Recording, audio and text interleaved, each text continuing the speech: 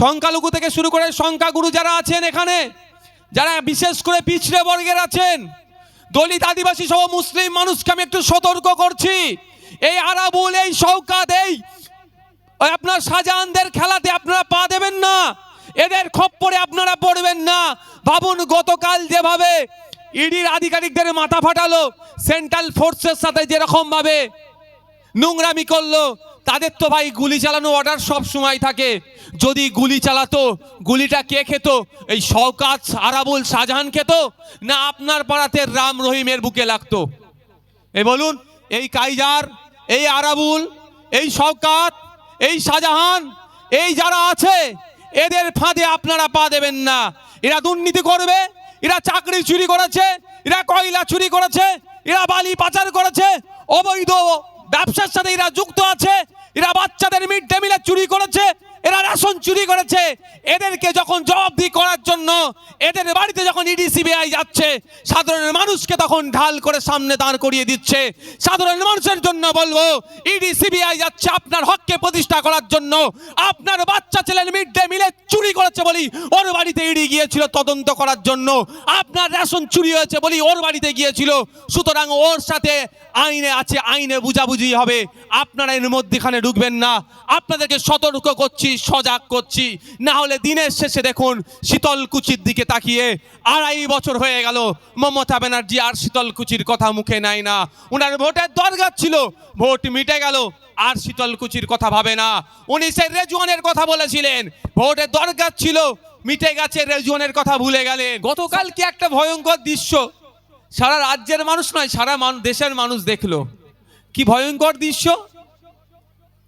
এক নেতার বাড়িতে কোর্টের নির্দেশে কোর্ট অর্ডার করেছে, রেশনে দুর্নীতি হয়েছে তদন্ত করার জন্য একটা কেন্দ্রীয় এজেন্সির হাতে দিয়েছে, ইডির হাতে দিয়েছে। ইডির কাজ হবে নির্দিষ্ট সময়ের মধ্যে তদন্ত করে রেশন নিয়ে যারা দুর্নীতি করেছে, কি দুর্নীতি হয়েছে, আপনার আমার যে রেশনটা পাই, যে চালটা আসে, সেই চাল অনেক ক্ষেত্রে দেখবেন খারাপ চাল আমাদেরকে নিতে হয়, যেটা আসে সেটা মধ্যখান থেকে লুট হয়ে যায়। এই লুটের সাথে যারা যুক্ত, বা বাচ্চারা মিড ডে মিলে, আপনার আমার সন্তান যেখানে গিয়ে মিড ডে মিলের একটু খাবারটা পায়, সেটাও এই তৃণমূলের কিছু নেতা দ্বারা চুরি হয়েছে। কোর্ট সেই জন্য ইডিকে দায়িত্ব দিয়েছে, এটা তদন্ত করো, এর সাথে কারা কারা যুক্ত তাদের নাম, তাদেরকে বার করে নিয়ে আসো, কোর্ট তাদেরকে শাস্তি দেবে। ইডি গিয়েছিল গতকালকে সন্দেশখালী বা রাজ্যের বিভিন্ন জায়গাতে তদন্ত করছে। গিয়ে দেখলাম এক বড় নেতা বলে দাবি করে, তার বাড়ি ছিল না বা ছিল সেটা আমি বলতে পারছি না, তা দীর্ঘক্ষণ ডাকাডাকির পরে যখন কোনো সাড়া পায়নি, তার বাড়ির গেটটা ভেঙে ভেতরে ঢুকতে চেয়েছিল। সেই সময় কি হলো, অতর্কিত হামলা চালানো হলো তার উপরে। আমি মনে করি ওটা গ্রামের মানুষ অল্প ছিল, বাকিটা তৃণমূলের লোক ছিল, আর স্বল্প যে গ্রামের মানুষ ছিল তাদেরকে ভুল বুঝিয়ে নিয়ে আসা হয়েছে ওখানে, তাদেরকে মিসগাইড করে নিয়ে আসা হয়েছে। তাই আপনাদের উদ্দেশ্যে বলবো, মিডিয়ার মাধ্যমে সেই সমস্ত মানুষের কাছেও বার্তা পৌঁছাবো, আমরা কোন কাজে বাধা দিচ্ছিলাম। যে গ্রামের মানুষকে ভুল বুঝিয়ে ইডি অফিসারের মাথা ফাটালো, গ্রামের মানুষকে, স্বল্প গ্রামের মানুষকে ভুল বুঝিয়ে তৃণমূল তার স্বার্থ চরিতার্থ করলো, তৃণমূল তার কাজকে হাসিল করলো। ওখানে তো সেন্ট্রাল ফোর্স ছিল ভাই। ওখানে যদি শীতলকুচির মতো বড় কোনো দুর্ঘটনা ঘটে যেত, মমতা ব্যানার্জির ভোট লুটতে সুবিধা হতো। ওখানে শীতলকুচির মতো ঘটনা যদি ঘটে যেত, ওটাকে সামনে রেখে সংখ্যালঘু তাস খেলতো এই মমতা ব্যানার্জি। কিন্তু একবারের জন্য মমতা ব্যানার্জি বলল না যে সেন্ট্রাল ফোর্সের সামনে বা ইডির সাথে যে আচরণটা হয়েছে ওটা খারাপ হয়েছে। কোর্টকে আমরা অবজ্ঞা করতে পারি না। কোর্টের অর্ডার যদি আমাকে ভালো না লাগে, আমি তার উপরও যে কোর্ট আছে সেখানে আমি যাব, চ্যালেঞ্জ করতে পারি একটা অর্ডারকে। কিন্তু কোর্ট অর্ডারে যখন তদন্ত করতে গিয়েছে, তাদেরকে ওই রকমভাবে ডিস্টার্ব করা আইনের বহির্ভূত, কোনোভাবেই এটাকে মেনে নেওয়া যায় না। ধিক্কার, নিন্দা জানাচ্ছি। কিন্তু আমি সাধারণ মানুষের উদ্দেশ্যে বলবো, সংখ্যালঘু থেকে শুরু করে সংখ্যাগুরু যারা আছেন এখানে, যারা বিশেষ করে পিছড়ে বর্গের আছেন, দলিত আদিবাসী সহ মুসলিম মানুষকে আমি একটু সতর্ক করছি, এই আরাবুল, এই শওকাত, এই আপনার শাহজাহানদের খেলাতে আপনারা পা এদের খপ্পরে আপনারা পড়বেন না। ভাবুন গতকাল যেভাবে ইডির আধিকারিকদের মাথা ফাটালো, সেন্ট্রাল ফোর্সের সাথে যেরকম ভাবে নোংরামি করলো, তাদের তো ভাই গুলি চালানো অর্ডার সব সময় থাকে।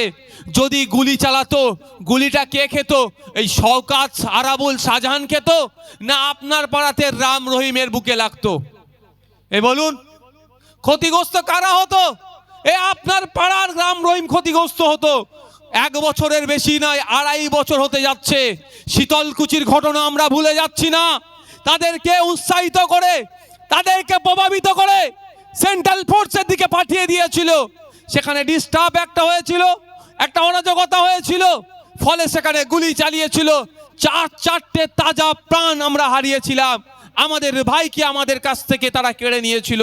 কারা কেড়েছে? আমি মনে করি শাসকের মদতে হয়েছিল। অনেক কথা তখন মমতা ব্যানার্জি বলেছিল, অনেক কথা তখন তৃণমূলের নেতারা বলেছিল। 2.5 বছর হয়ে গেল, ওই 4 জনের পরিবারের মধ্যে একজনও কিন্তু এখনো বিচার পায়নি, এটা মাথায় রাখবেন। গতকালকে যে ঘটনা ঘটেছে, আমি সিআরপিএফ এর যারা ওখানে জওয়ান ছিল তাদেরকে ধন্যবাদ জানাই। তাদের বুদ্ধিমত্তার পরিচয়কে আমি স্যালুট জানাই। তারা বুদ্ধিমত্তার সাথে তারা জিনিসটাকে হ্যান্ডেল করেছে, কোনো রকম তারা এদের ফাঁদে পা দেয়নি। কিন্তু কতদিন ভাই, কতদিন এরকম চলতে থাকবে? যারা এখানে আছেন সংখ্যালঘু থেকে শুরু করে পিছড়ে বর্গের যারা আছেন, তাদের উদ্দেশ্যে বলছি, সব সময় বলির বাকড়া আপনাদেরকে করা হয়। বড় নেতাদের আর টিকে খুঁজে পাওয়া যাচ্ছে না। খোঁজ নিয়ে দেখুন তো, কালকের পর থেকে সন্দেশখালী গ্রামে কজন আছে সাধারণ মানুষ? একটু খোঁজ নিয়ে দেখুন। কালকের পর থেকে সন্দেশখালী গ্রামে যারা তৃণমূলও করে বুথ লেভেলের, কজন বাড়িতে ঘুমাচ্ছে? আর বড় দাদা কোথা? ঠিক সে যার জায়গায় সেটিং হয়ে গেছে, যে ঠিক জায়গায় গিয়ে তার ডেরায় ঢুকে গিয়েছে। আর যারা গরিব মানুষ, যাদেরকে ফুলিয়ে ফুসিয়ে বিচার ব্যবস্থাকে প্রভাবিত করার চেষ্টা করছিল, তারা কোথায় আজকে দেখুন। গতকালকে একটা ভিডিও বাইট দেখলাম যে 5 জনকে নাকি অ্যারেস্ট করেছে। আজকে একটা ভিডিও দেখলাম, বেশ কয়েকজনকে পুলিশ নাকি অ্যারেস্ট করেছে। তারা বলছে আমরা সরবেরিয়াতে বাজার করতে গিয়েছিলাম, আমাদেরকে ধরেছে। এটা আমি তাদের কথা একদম মিথ্যা উড়িয়ে দিতে পারি না। কারণ আমাকে যখন গত বছর 21শে জানুয়ারি অ্যারেস্ট করেছিল, আপনারা জানেন, সেই সময় কলকাতায় লেদার কমপ্লেক্স থানা বেশ কিছু মানুষকে অ্যারেস্ট করেছিল। তার মধ্যে সম্ভবত 4 থেকে 6 জন যারা একদম নির্দোষ, যারা লেদার কমপ্লেক্সে কাজ করে বাড়ি ফিরছিল, এই অপদার্থ থানার অফিসাররা তাদেরকে অ্যারেস্ট করে জেলে নিয়ে গিয়েছিল। তাই এদের ব্যর্থ অপদার্থতা ঢাকার জন্য অন্যজনকে ধরে, এটা নতুন কিছু নয়। এই ধরনের অনেক ঘটনা ঘটে। তো কি হলো, কারা ক্ষতিগ্রস্ত হলো? ওই সাধারণ মানুষেরা যারা বাজার করতে গিয়েছিল। দেখতে থাকুন, মেন যে হোতা, যাদের নেতৃত্বে ওই ধরনের ইডির মাথা ফাটিয়েছে বা কেন্দ্রীয় ফোর্স জওয়ানদেরকে যারা ডিস্টার্ব করেছে, তারা দেখবেন সাইড হয়ে যাবে। আর সাধারণ মানুষ যাদেরকে ফুলিয়ে ফুসিয়ে নিয়ে গিয়েছিল, তাদের মুখ দেখে দেখে তারা অ্যারেস্ট হবে। তাই আপনাদের বলবো, সজাগ থাকবেন, সতর্ক থাকবেন। এই কাইজার, এই আরাবুল, এই শওকাত, এই শাহজাহান, এই যারা আছে, এদের ফাঁদে আপনারা পা দেবেন না। এরা দুর্নীতি করবে, এরা চাকরি চুরি করেছে, এরা কয়লা চুরি করেছে, এরা বালি পাচার করেছে, অবৈধ ব্যবসার সাথে এরা যুক্ত আছে, এরা বাচ্চাদের মিড ডে মিলে চুরি করেছে, এরা রেশন চুরি করেছে। এদেরকে যখন জবাবদিহি করার জন্য এদের বাড়িতে যখন ইডি সিবিআই যাচ্ছে, সাধারণ মানুষকে তখন ঢাল করে সামনে দাঁড় করিয়ে দিচ্ছে। সাধারণ মানুষের জন্য বলবো, ইডি সিবিআই যাচ্ছে আপনার হককে প্রতিষ্ঠা করার জন্য। আপনার বাচ্চা ছেলের মিড ডে মিলে চুরি করেছে বলি ওর বাড়িতে ইডি গিয়েছিল তদন্ত করার জন্য। আপনার রেশন চুরি হয়েছে বলি ওর বাড়িতে গিয়েছিল।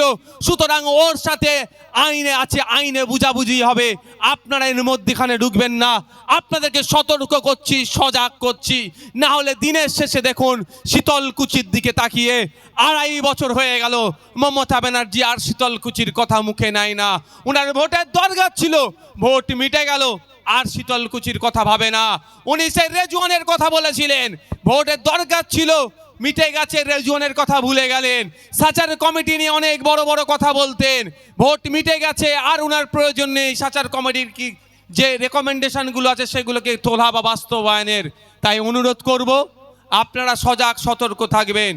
আমি সাথে এটাও বলবো, যদি অন্যায়ভাবে কাউকে তুলে নিয়ে যে অ্যারেস্ট করে, বিচার ব্যবস্থা আছো জীবিত আছে, আছো সজাগ আছে, তারা এখনো সিট ডাকা খাড়া রেখে তারা কাজ করে যাচ্ছে। যারা জাজেসরা আছেন তারা ভুল লোককে যদি তুলে নিয়ে যায় অবশ্যই তারা জামিন দিয়ে দেবে, বরঞ্চ বীর হয়ে বাইরে আসবে। তো আমাকে